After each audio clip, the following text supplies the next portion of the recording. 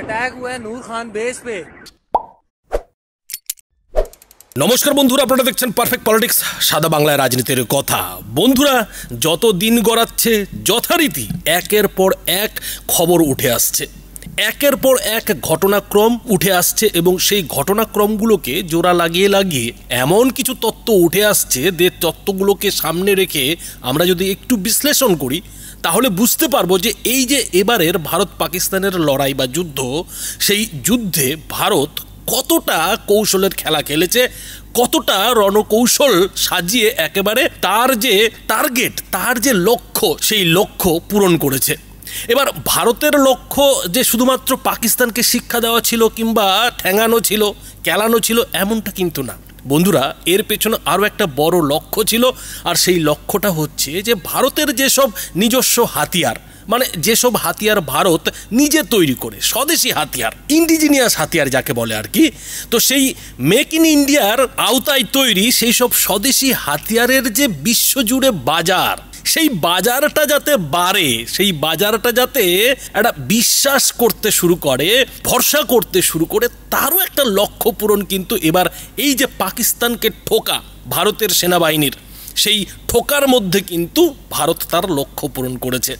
এখন ভারত পাকিস্তানের কি কি এয়ারবেস উড়িয়ে দিয়েছে, কোন কোন জায়গায় ক্ষেপণাস্ত্র ছড়েছে, কাকে কাকে উড়িয়ে দিয়েছে, এসব নিয়ে তো বড় চর্চা চলছেই, এসব অনেকটাই আপনারা জানেন। কিন্তু আরও একটা খেলা, আরও একটা রণকৌশল এখানে ভারত নিয়েছিল, আর সেই রণকৌশলটা হচ্ছে ব্রহ্মসের ব্যবহার। ভারতের যে সুপারসোনিক ক্রুজ মিসাইল ব্রহ্মস, যে মিসাইল কিনা এখনও বিশ্বের সবথেকে দ্রুতগামী ক্ষেপণাস্ত্র হিসেবে পরিচিত, সেই ব্রহ্মস ক্ষেপণাস্ত্র কিন্তু প্রথমবার পাকিস্তানকে লক্ষ্য করে ভারত ছুঁড়েছিল, ভারতীয় বায়ুসেনা কিন্তু ছুঁড়েছিল। আর সেই ব্রহ্মস ক্ষেপণাস্ত্র কোথায় টার্গেট করা হয়েছিল?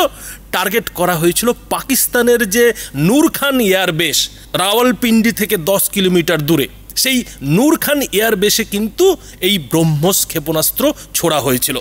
ব্রহ্মস ক্ষেপণাস্ত্র যে ছোড়া হয়েছিল সেটা কিন্তু ভারতীয় সেনাবাহিনীর তরফ থেকে সাংবাদিক বৈঠকে স্বীকার করে নেওয়া হয়েছে, এবং নূর খান এয়ারবেসকে যে গুড়িয়ে দেওয়া হয়েছে সেটাও কিন্তু ভারতীয় সেনাবাহিনীর তরফে যে সাংবাদিক বৈঠক, সেই সাংবাদিক বৈঠকে রীতিমতো একেবারে ডিজিটাল ছবি দিয়ে, স্যাটেলাইট ছবি দিয়ে বিশ্বের সামনে প্রমাণ করে দেওয়া হয়েছে যে আমরা যেটা বলছি সেটা সত্যি।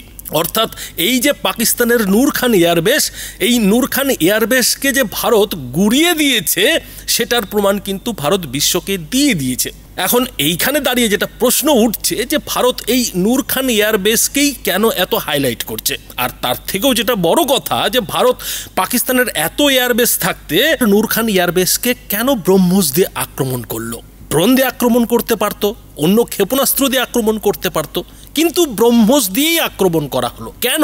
বন্ধুরা, এই দুটি প্রশ্নের উত্তরের মধ্যেই কিন্তু লুকিয়ে আছে আসল খেলা, ভারতের আসল রণকৌশল। আর সেই রণকৌশলটা হচ্ছে যে এই নূর খান এয়ারবেসেই কিন্তু পাকিস্তানের প্রাণভোমরা লুকিয়ে রয়েছে। এখন বলবেন যে পাকিস্তানের প্রাণভোমরা আবার কি? আসলে পাকিস্তানের প্রাণভোমরা হচ্ছে পরমাণু বোমা, আর সেই যে পরমাণু বোমা চালানোর সমস্ত কমান্ড, সেই কমান্ডটা কিন্তু রয়েছে এই নূর খান এয়ারবেসে। অর্থাৎ নূর খান এয়ারবেসে বোতাম টিপলেই পাকিস্তান থেকে ভারতের উদ্দেশ্যে পরমাণু বোমা ছুটে আসবে। এই নূর খান এয়ারবেসের মধ্যেই কিন্তু পুরো কমান্ডটাকে পাকিস্তান লুকিয়ে রেখেছে, কেননা নূর খান এয়ারবেসের আশেপাশে পাহাড়ি এলাকা, আর পাহাড়ি এলাকার নিচেই কিন্তু পরমাণু বোমার যে কমান্ড কিংবা পরমাণু বোমার যে সমস্ত যন্ত্রপাতি সেসব লুকিয়ে রাখা হয়। কোনো কারণবশত যদি কোনো কারণে রেডিয়েশন ছড়ায় তাহলে যাতে সেই পাহাড়ের নিচে পুরোটা মাটির ভেতরেই থেকে যায়, সেই জন্যই এই ব্যবস্থা সবাই করে। ভারতও করেছে, যতগুলো পরমাণু শক্তিধর রাষ্ট্র রয়েছে বিশ্বে সবাই মোটামুটি এই পদ্ধতিতেই চলে, এবং পাকিস্তানও সেই পদ্ধতি মেনেই এই নূর খান এয়ারবেসে কিন্তু তাদের পরমাণু কমান্ডটা রেখেছে। আর পাশাপাশি এই নূর খান এয়ারবেসেই কিন্তু পাকিস্তানের যে এয়ার কমান্ড, মানে যুদ্ধ জাহাজের যে সমস্ত গতিবিধি নিয়ন্ত্রণ করার কমান্ড, সেই কমান্ডটা কিন্তু পাকিস্তানের এই নূর খান এয়ারবেসেই রয়েছে।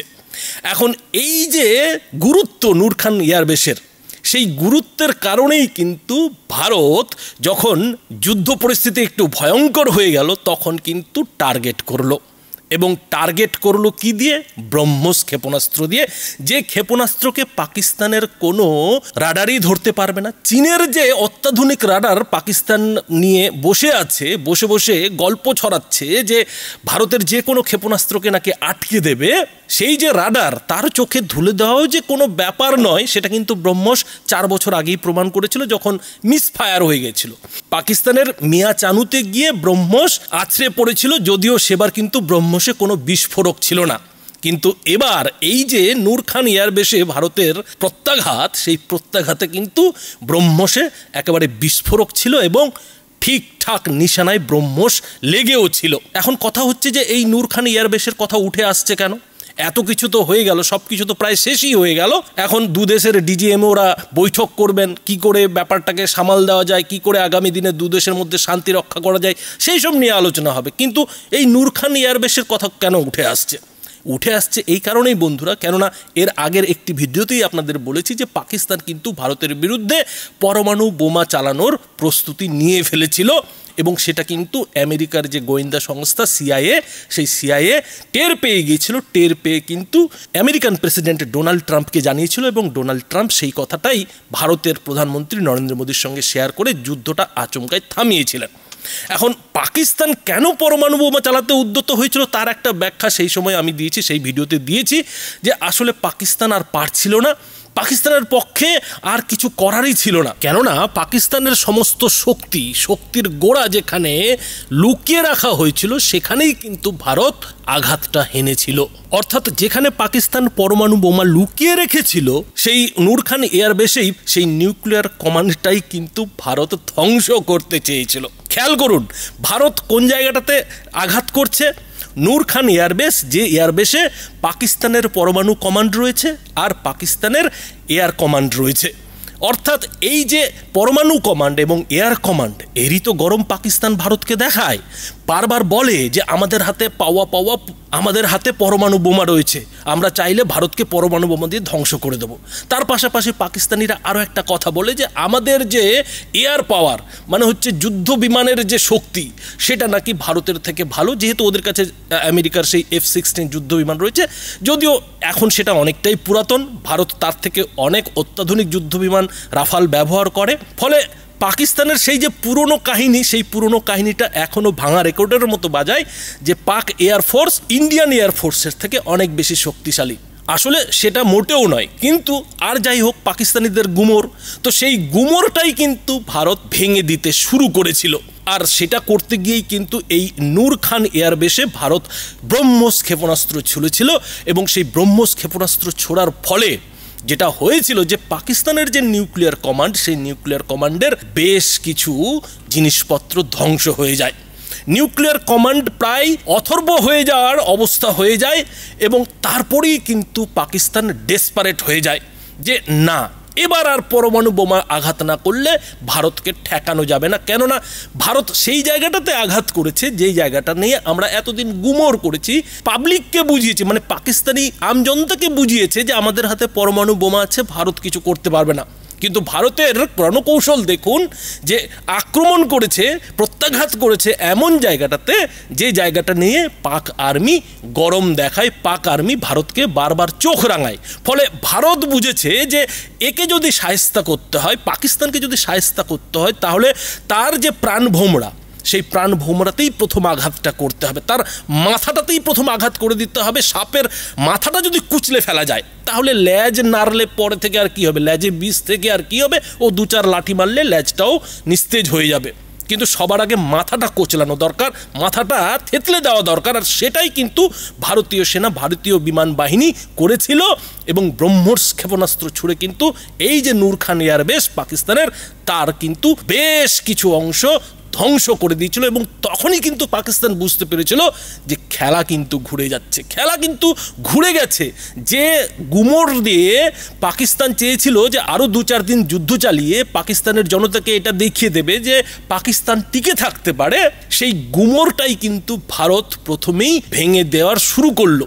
আর তারপরেই কিন্তু পাকিস্তানের কাছ থেকে আমেরিকান প্রেসিডেন্টের কাছে এই অনুমতি চেয়ে ফোন যায় যে আমরা কিন্তু এবার ভারতে পরমাণু হামলা করব।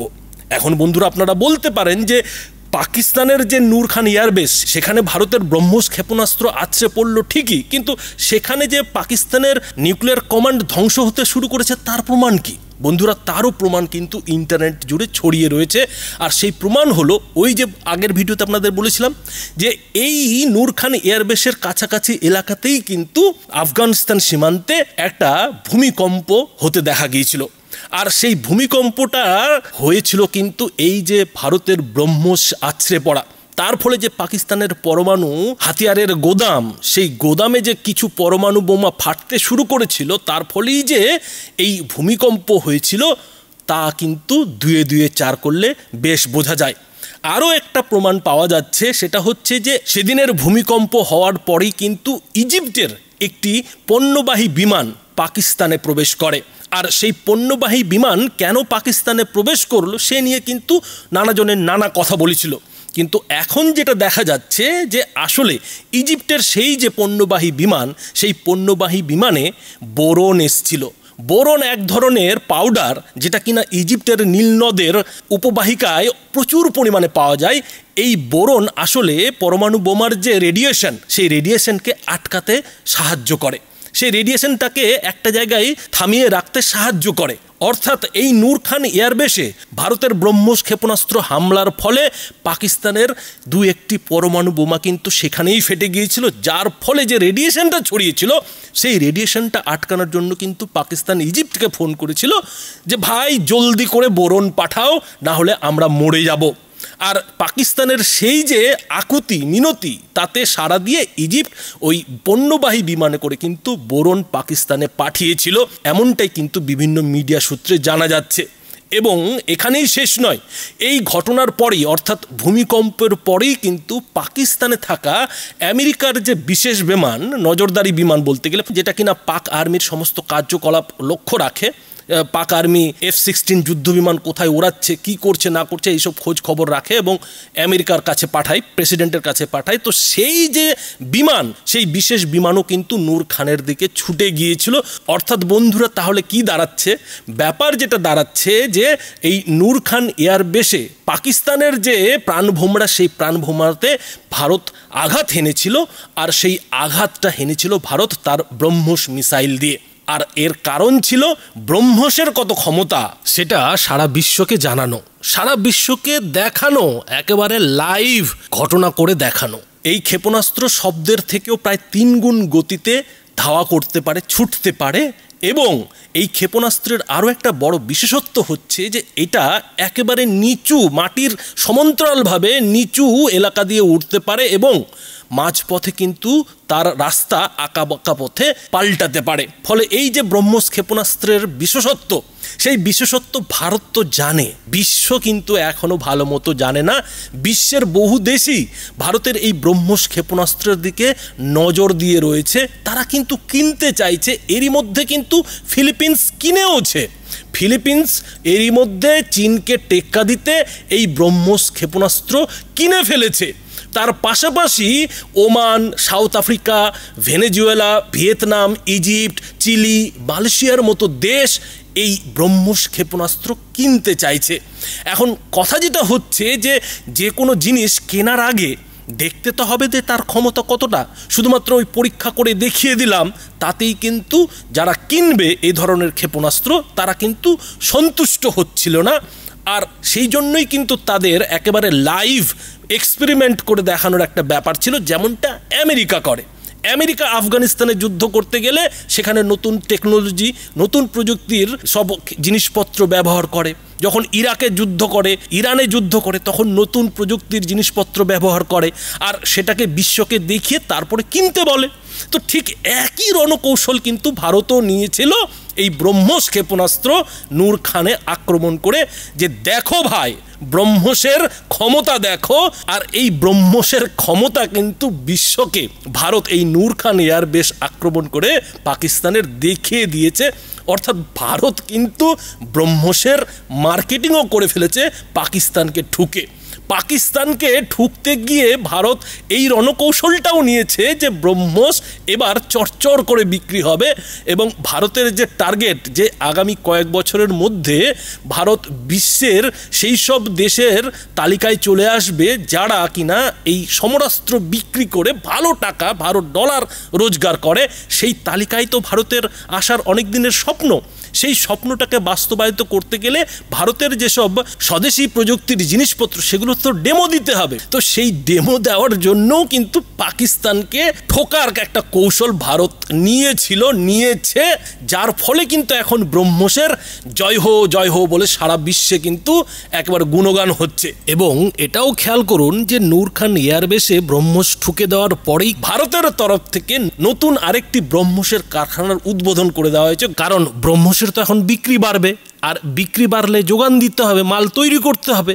ফলে ব্রহ্মোসের আরও একটি কারখানার কিন্তু গতকালই উত্তরপ্রদেশে উদ্বোধন হয়ে গেছে। যে কারখানা উদ্বোধন করেছেন প্রতিরক্ষা মন্ত্রী রাজনাথ সিং এবং উত্তরপ্রদেশের মুখ্যমন্ত্রী যোগী আদিত্যনাথ। অর্থাৎ এই যে হঠাৎ করে ব্রহ্মোসের আরও একটা কারখানা ভারত শুরু করে দিল, তার কারণটা কি? কারণ এবার কিন্তু সারা বিশ্বে ব্রহ্মোস চরচর করে বিক্রি হবে। আর এই যে নূর খান এয়ারবেস পাকিস্তানের, সেই নূর খান এয়ারবেসে ব্রহ্মোস যে কাজটা করেছে সেই কাজটা কিন্তু সারা বিশ্ব দেখেছে এবং সেই সঙ্গে আমেরিকা ও চীনও দেখেছে। এবং চীনের যেটা সব থেকে বড় ভয়, খেয়াল রাখবেন, এই যে পাকিস্তানকে এভাবে ঠোকা ভারতের এর পেছনে আরও একটা কারণ আছে, বউকে মেরে ঝিকে শেখানো বলে না বাংলায়। তো সেই রকমই কিন্তু পাকিস্তানকে ঠুকে ব্রহ্মোস দিয়ে ভারত চীনকেও বুঝিয়ে দিচ্ছে যে বাবা, ভারতের সঙ্গে যদি ধানাই পানাই করতে আসো তাহলে একটু ভেবেচিন্তে আসো, কেননা ব্রহ্মোস নিয়ে তো তোমরা অনেক কিছুই জানো না, অনেক গুজব তোমরা শোনো, কিন্তু ব্রহ্মোস আসলে কি এই দেখো বলে নূর খান এয়ারবেসে কিন্তু ভারত ব্রহ্মোস চালিয়ে দিয়েছে, যাতে চীনও কিন্তু ভয় পেয়ে গেছে, চীনকেও কিন্তু ভয় খাইয়ে দিয়েছে ভারত। ফলে ব্রহ্মোসের এখন সারা দেশ জুড়ে সারা দুনিয়া জুড়ে কিন্তু জয়গান হচ্ছে। আর এই ব্রহ্মোসের কারণেই যে পাকিস্তান রীতিমতো নিউক্লিয়ার বোমা হারাতে বসেছিল, পুরো এয়ার কমান্ড হারাতে বসেছিল, সেটাও কিন্তু এখন পরিষ্কার হচ্ছে। তবে বন্ধুরা, এই বিষয়ে আপনাদের মতামত কি তা অবশ্যই এই ভিডিওটির নিচে কমেন্ট বক্সে লিখে জানাবেন। ধন্যবাদ।